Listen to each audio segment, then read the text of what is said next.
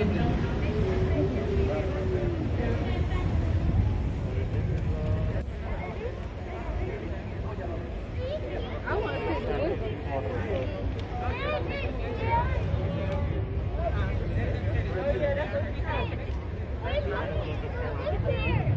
worry about that little plant there. That's just a little Texas poison ivy. You'll be fine. Till tomorrow.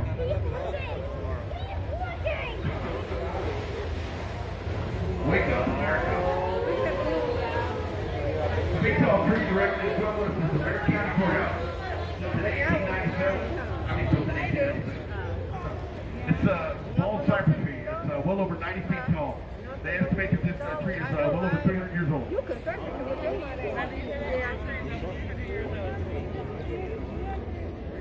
So we're going to go back onto the natural flow of the river. We're going to go through floodgate number 3.